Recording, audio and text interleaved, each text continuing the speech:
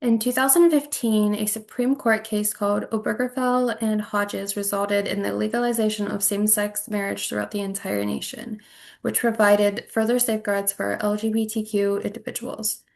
The Supreme Court case has many implications for counseling ethics, professional responsibility ethics, and multicultural competence. Counseling all clients in a culturally competent, ethical, and equal manner while recognizing our own values and biases is one of the most important parts of being a counselor. The named plaintiff in this landmark case, James Obergefell, led a class action lawsuit in which many couples wanted to remove bans on same-sex marriage in their states.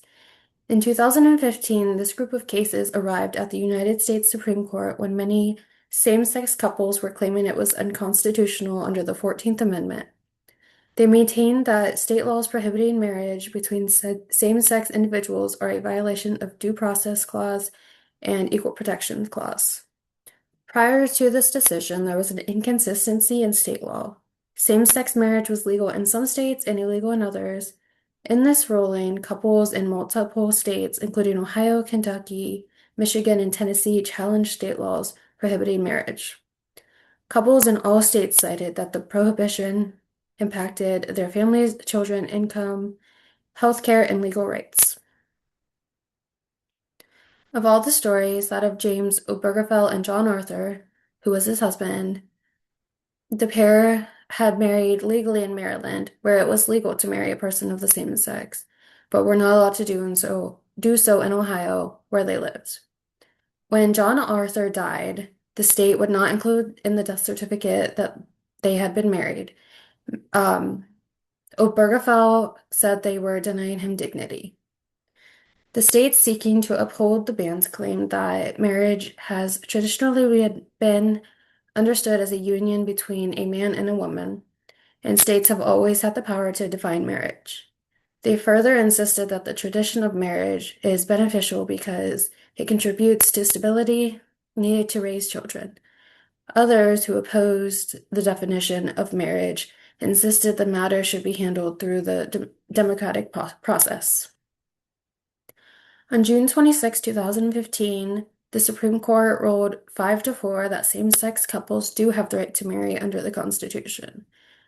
The court ruled that marriage is a fundamental right guaranteed under the Constitution, and to deny same-sex couples this right violates the Due Process Clause and Equal Protection Clause. Marriage licenses must be issued and out-of-state marriages must be recognized.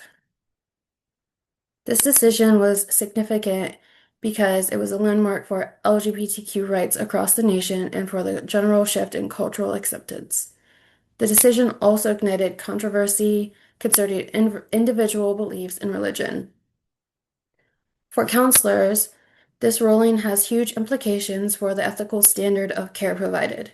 Counselors should provide skilled, respectful, and non-judgmental care to all clients, regardless of sexual orientation or gender identity. The decision emphasizes the affirmation of LGBTQ clients, as well as validity and legality of their relationships and gender identity. The practice of counseling is bound by ethical guidelines dictated by bodies such as the American Counseling Association. As stated by Hayes in 2018, counselors must acquire multicultural competence through becoming aware of the ways that systems of oppression, heterosexism, and discrimination impact LGBTQ clients. They also say that counselors should explore their own biases and not impose their values on clients. Moe in 2021 reported higher counselor competence when counseling LGBTQ clients who had more specific training and education on LGBTQ issues. They stated that a major implication is that training and professional development are key in counseling clients who identify as LGBTQ.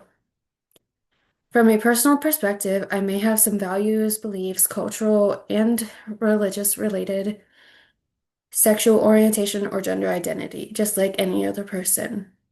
However, as a professional, ethics-guided counselor, I will need to demonstrate self-awareness and professionalism. Rather than denial, my beliefs will be acknowledged If such a belief could affect effective care for my clients, I will be required to have professional supervision, consultation, continuing education, and self-reflection to assure my affirming practice for clients. Multicultural training and education about LGBTQ issues and mental health issues are two ways to help overcome personal beliefs and values. Counselors should strive to create a safe environment where clients feel validated, heard, and accepted for who they are.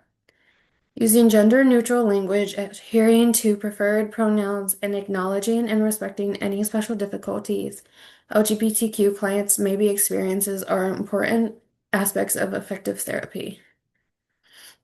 Sorry if I sound a little funny. My allergies are really getting to me. Thank you.